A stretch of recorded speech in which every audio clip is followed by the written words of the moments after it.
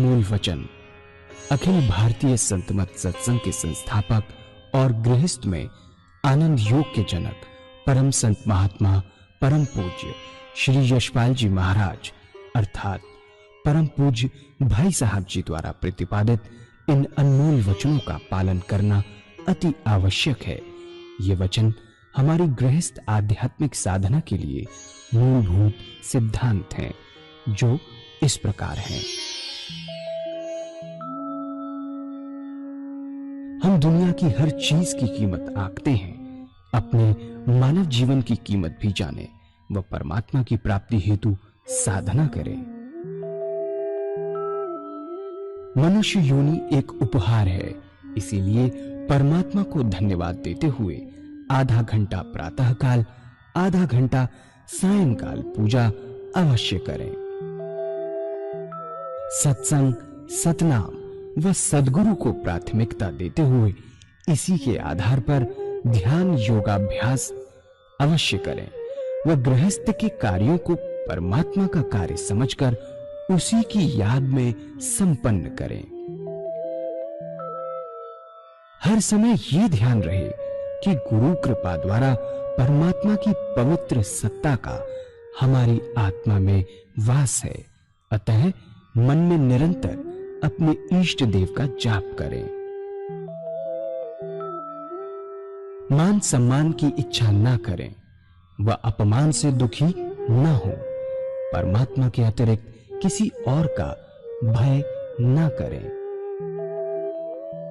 दूसरों की बुराई न करें, न सुने, सत्य व मधुर बोलें, अश्लील शब्द मुंह से ना निकालें, सभी से नम्रतापूर्ण व सुंदर व्यवहार करें। धर्म पत्नी के अतिरिक्त अपने से बड़ी से माता जैसा, बराबर की से बहन जैसा व छोटी से पुत्री जैसा व्यवहार करें। सांसारिक जीवन यापन की आवश्यकताएं अंतहीन है, इसीलिए अधिक से अधिक समय सत्संग में व धन परोपकार में खर्च करें। याद रखें, न स्त्री माया है, न धन दौलत, न ही परिवार। माया वह है जो हृदय को परमात्मा से दूर हटा दे। अतः निरंतर सत्संग और सद्गुरु की शरण में रहने का प्रयास करें। भोजन अपने इष्ट को अर्पण कर प्रसाद रूप में परमात्मा की याद में करें। रात्रि में सोने से पहले अच्छे बुरे कार्यों का आत्मनिरीक्षण कर उसका समुचित पश्चाताप करते हुए ध्यान करें व प्रभु की गहरी याद में ही विश्राम करें। परमात्मा तू ही है, तेरी इच्छा पूर्ण हो।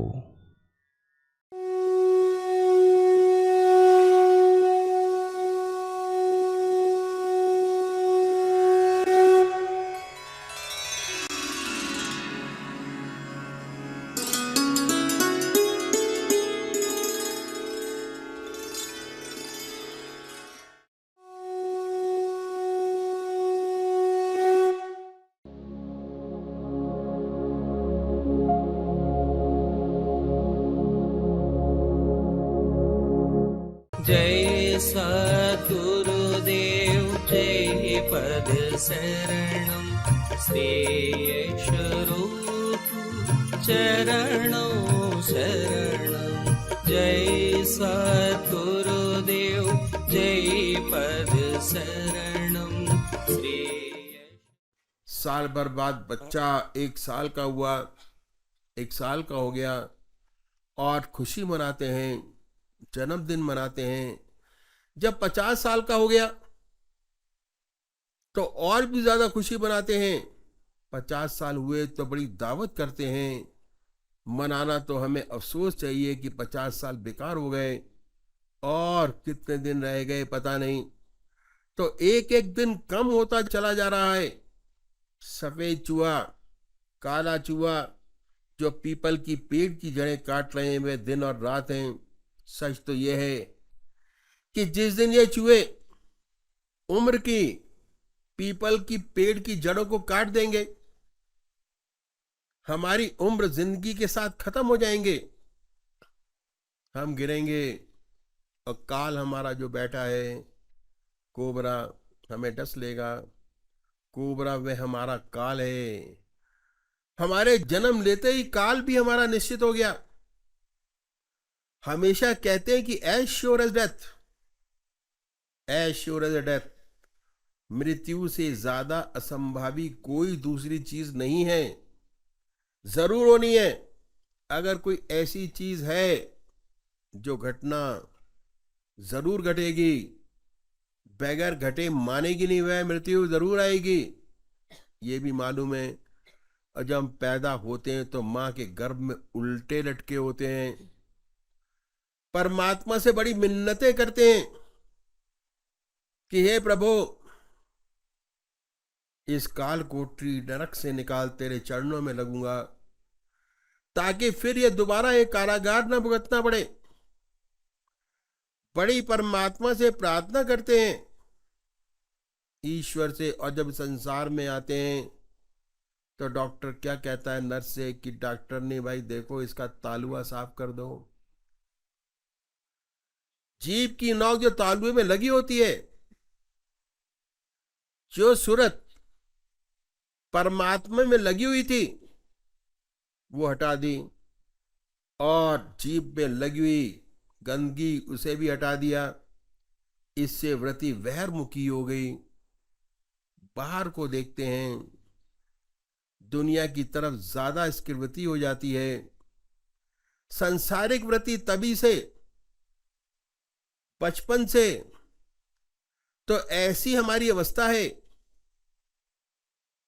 ऐसे ही परमात्मा से मिन्नता कर कर हम आए। देखते हैं कि सांस निश्चित है, लोग आते हैं, हम देखते हैं लोगों को मरता, ये भी निश्चित है कि हम भी बचेंगे नहीं, जाएंगे। लेकिन फिर भी हम क्या करते हैं, परमात्मा से शहद मांगते हैं। अगर मंदिर में भी जाते हैं तो यही मांगते हैं कि पोता दे, बेटा दे, धन दे, अच्छी शादी हो, व्यापार बढ़े। इन सब चीज मांगने के लिए मंदिर में जाते हैं। इसलिए जाते हैं, कौन ऐसा विरला होगा जो परमात्मा के लिए, परमात्मा को चाहता होगा। शायद ही करोड़ पीछे एक भक्त होगा जो मंदिर जाता हो परमात्मा के चरणों के लिए कि हे प्रभु, मैं तुझी को चाहता हूं और कुछ नहीं चाहता।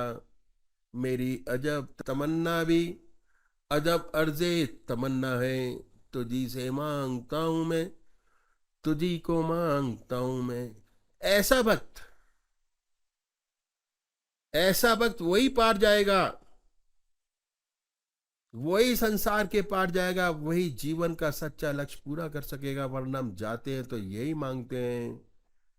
हम इस संसार सागर से, इस कूड़े से बाहर निकलना ही नहीं चाहते।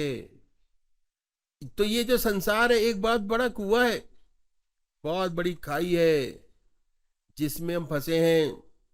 इससे हम बाहर नहीं जाना चाहते। शहद मांगते हैं, शहद मांगते हैं, शहद टपकाओ, शहद टपकाओ, और अच्छा, और धन, और पोजीशन, और मान, और बढ़ाई, यही परमात्मा से चाहते रहते हैं, यही मांगते हैं।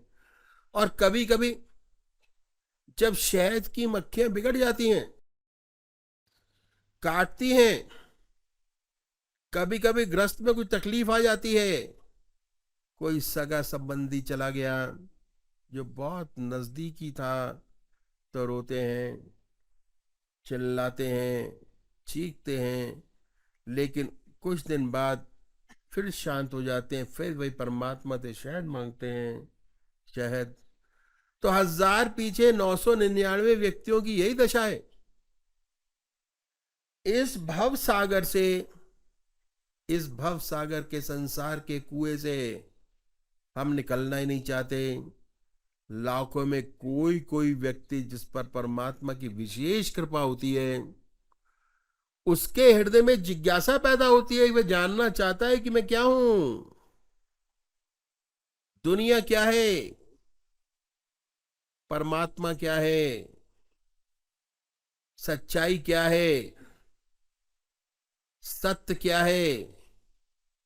और जब ऐसी लगन पैदा हो जाती है तो ऐसा भक्त, ऐसा जिज्ञासु चैन नहीं लेता जब तक कि उसे सच्चा ज्ञान प्राप्त ना हो जाए। घर छोड़ता है, जंगलों की, पहाड़ों की खोज छानता है, पहाड़ों में, जंगलों में ढूंढता फिरता है, मारा मारा फिरता है। अब भगवान कृष्ण ने गीता में कहा है कि ऐसे सच्चे जिज्ञासुओं में, उसमें भी कोई कोई विरला मुझे पाता है, बिरला बिरला मुझे पाता है, भगवान कृष्ण ने कहा है। तो खोज शुरू हो जाती है, खोजता है। अब परमात्मा की जब तीसरी कृपा होती है तब कुछ काम बनता है। पहली कृपा हुई, दूसरी कृपा हुई, जब तीसरी कृपा हुई तब काम बनता है। जब प्रभु देख लेता है कि अब लोहा गर्म हो गया, अब लोहा गर्म है, ठीक है, मन में जिज्ञासा है, ताप है, तब गया। ऐसे भक्त का जिज्ञासु से नाता जोड़ देते हैं, किसी अपने सच्चे भक्त से जोड़ देते हैं, अपने किसी सच्चे भक्त से, ऐसे जिज्ञासु से नाता जोड़ देते हैं। और इस भक्त के हृदय में भी परमात्मा की याद, उसकी तड़फ, उसकी भक्ति, और इस साधक के हृदय में वही भक्ति, वही प्रेम, वही ज्ञान पैदा हो जाता है, मिल जाता है। तब प्रभु की तीसरी कृपा होती है, तब ऐसा भक्त मिलता है और बहुत बड़ा काम बनता है। मुझे एक और किस्सा याद आ गया जो मैं आपके सामने रखूंगा। आपने संत कबीर का नाम सुना होगा। कबीर साहब के जमाने में भारतवर्ष में छोटे छोटे राज्य थे, छोटे छोटे राजा, और छोटी छोटी करेंसियां थी। उस समय पर हर राजा की करेंसी अलग थी। और उन दिनों एक राजा को वैराग्य पैदा हुआ। उसने शीशा देखा कि बाल सफेद हो गए और रोशनी भी आंखों की कुछ कम हुई, दांत भी जाने शुरू हो गए। उसने सोचा कि अब समय आ गया, राजपाट छोड़ा जाए, परमात्मा की प्राप्ति में लगा जाए। ऐसा विचार करके प्रभु की प्राप्ति की जिज्ञासा पैदा हुई। राजपाट छोड़ा। उसने राजपाट छोड़ के अपने बड़े पुत्र को राज का भार सौंपा। स्वयं एक कंबल व कमंडल लेके परमात्मा की प्राप्ति, रूहानियत की खोज में निकल पड़ा। और जैसे हम लोगों का विश्वास है कि हिमालय पर्वत पर बड़े बड़े ऊंचे महात्मा संत रहते हुए हैं, और उसी विश्वास के साथ ये राजा भी हिमालय की तरफ कूच किया। हरिद्वार, ऋषिकेश, लक्ष्मण झूला और ऊपर पहुंचा, और उसे ऐसा स्थान प्राप्त हुआ जिसके पास में थोड़ी दूर पर एक छोटी सी बस्ती थी लोगों की, और ये स्थान भी अलग था, गंगा का किनारा। जब चाहें गंगा जल ले सके। पास में थोड़े फलों के वृक्ष थे ताकि फल भी मिल सके, दूध वगैरह गांव के पास से उपलब्ध हो सके। गांव से ऐसे सुंदर स्थान पर इसने अपनी कुटिया बनाई और कुटिया बनाकर अभ्यास में लग गया। स्वाध्याय और अभ्यास इसके जीवन का अंग था। सुबह से शाम तक अभ्यास, स्वाध्याय इसी में लगा रहता। धीरे धीरे जब वर्ष बीतने लगे, बहुत समय बीता, तो उसकी ख्याति हुई। कि भाई यहाँ एक बड़ा महात्मा है, सिवा परमात्मा के नाम के और कोई दूसरा काम उसके पास नहीं है। अपने में मस्त रहता है, ईश्वर से प्रार्थना करता है, ईश्वर की याद में लगा रहता है, अभ्यास और प्रभु चर्चा में उसका जीवन बीतता है। धीरे धीरे उसकी ख्याति हो गई। परमात्मा ने सोचा, भगवान ने सोचा कि साधक को कुछ आगे बढ़ाया जाए, तभी तरक्की करनी चाहिए। तो क्या हुआ कि हिमाचल प्रदेश के राजा को रात को स्वप्न हुआ, और स्वप्न में देवी ने दर्शन दिए। राजा की देवी इष्ट थी। देवी ने दर्शन देकर कहा कि देख, तेरे राज में एक बड़ा ऊंचा महात्मा साधना में लगा है, और तूने उसकी खैर खबर नहीं ली, आज तक ना कोई चिंता की, उसका हालचाल भी मालूम नहीं किया। मेरी आज्ञा है कि तू जा और उस महात्मा का हालचाल ले, और 9 तोड़े 9 लाख के 9 तोड़े उसको भेंट में दे। राजा ने स्वप्न में पूछा कि हे देवी मां, कैसे पहचानूंगा कि वही महात्मा है?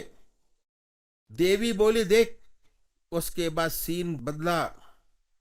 उस महात्मा के दर्शन हुए, उसकी झोपड़ी के दर्शन हुए, उस स्थान के दर्शन हुए। बोली कि देखो, ये महात्मा है। उसके बाद राजा की आंख खुल गई। बड़ा अचंभा हुआ कि ये स्वप्न था या सच्चाई थी। बड़ा अजीब स्वप्न देखा, लेकिन मां ने कहा है इसका पूरा पूरा लाभ करना चाहिए। ऐसा कहकर उसने अपने दरबारियों को बुलाया, सलाह मशवरा किया कि ऐसा स्वप्न देखा है, मैं ये जानना चाहता हूं कि वास्तव में कोई ऐसा व्यक्ति है, यहां ऐसा महात्मा है कोई हमारे राज में जिसकी ऐसी ऊंची साधना हो, अच्छा हो, मालूम करना चाहिए। खुफिया द्वारा पता कराया गया तो मालूम हुआ कि यहाँ एक ऐसा महात्मा आया है, और गंगा के किनारे उसका स्थान है। बड़े अच्छे हैं, आप उनके दर्शन कर लें, शायद वही हो। राजा ने अपने मंत्रियों को लेकर 9 लाख के 9 तोड़े साथ लेकर वहां गया, और वहां जाकर देखा तो कहा कि हाँ, ये वही महात्मा है जिस स्वप्न में देखा था। बड़ी खुशी हुई उसको कि हमारे देश में ऐसा महात्मा, और ये वही महात्मा जिसे स्वप्न में देखा था। देवी की बात बड़ी सत्य हुई। उन्होंने जाकर महात्मा जी को साष्टांग दंड प्रणाम किया। उसके बाद 9 लाख के 9 तोड़े उन थाल में लगाकर उनके सामने रख दिए। जब महात्मा ने देखा तो बोले, भाई ऐसा है, मुझे तो इनकी आवश्यकता ही नहीं है, मुझे इनकी आवश्यकता है नहीं। मैं तो राजा था और मैंने ऐसे बहुत से तोड़े देखे हैं, मैं तो ये सब छोड़ के आया हूं। मैंने अपने लड़के को राज सिंहासन देखकर छोड़कर चला आया हूं, मुझे इनकी जरूरत ही नहीं है। आप इन्हें यहां से ले जाइए, मैं नहीं लूंगा। राजा बड़ी परेशानी में पड़ गया कि माता का हुक्म था, आज्ञा थी, ये महात्मा तो लेता ही नहीं, क्या करे। उन्होंने अपने मंत्रियों से सलाह की। मंत्रियों ने कहा कि महाराज जिद ना करिए, इनकी कुटिया के दरवाजे पे छोड़ जाइए, ले तो ले, ना ले तो ले, आप इनके दरवाजे पर छोड़ के चले जाइए। उन्होंने ऐसा ही किया। जमीन भी आपकी अपनी है, आप तो राजा हैं, आप इनके दरवाजे पर रख कर चले जाइए। 9 लाख के 9 तोड़े दरवाजे पर रखे। राजा और मंत्री चले गए सब। अब जब भी महात्मा बाहर निकलते तो तोड़ों पर निगाह पड़ती, शौच जाते, फल इकट्ठा करते, किसी कारणवश बाहर निकल पड़े तो उन पर उनकी निगाह पड़ती। धीरे धीरे ये ख्याल पैदा हुआ कि भाई ये तो माया का बड़ा निरादर हो रहा है। इतनी बड़ी दौलत और ऐसे पड़ी हुई है, अगर गलत आदमियों के हाथ पर पड़ी, इसका बड़ा दुरुपयोग होगा। इसका ख्याल, इसका सदुपयोग होना चाहिए। बार बार मन में एक ख्याल पैदा होता कि क्यों ना इन्हें रख लिया जाए और मौका लगे तो इसका सदुपयोग किया जाए। आत्मा कहती कि तुम सब ये छोड़ के आए हो, सारी चीजें छोड़ के आए, तुम्हें क्या मतलब? आप तो अपनी साधना में लगो, इसमें क्यों पड़ते हो फिर दोबारा इस चक्कर में? आत्मा यही कहती है।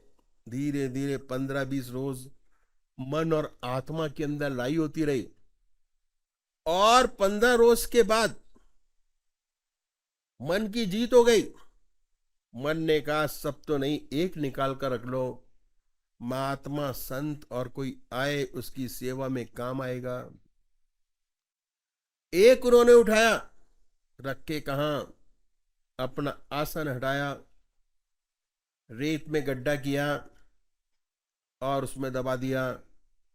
उसके ऊपर से फिर आसन बिछा लिया। उसके अगले रोज देवी ने दर्शन दिए। देवी ने कहा कि राजन, तेरी माया का बड़ा अपमान हो रहा है, वह साधु तो लेता ही नहीं, अगर किसी गलत आदमी के हाथ लग गई तो उसका बड़ा दुरुपयोग होगा। इसलिए आप जाइए और उन तोड़ों को एक एक अशरफी गिन कर ले आइए, एक अशरफी छूटे नहीं, गिन कर लाइएगा। राजा की आंख खुल गई, बड़ा दुखी हुआ कि ऐसे जंगल में अशरफियों का कहां पता चलेगा। 10-20 दिन हो गए, वहां कहां किसने छोड़ा होगा, हिम्मत की। फिर भी मंत्रियों को साथ लिया, सलाह की। उन्होंने कहा कि इसमें तो पुलिस की भी जरूरत पड़ेगी, और बड़े अफसरों को साथ लिया और उस स्थान पर पहुंचे।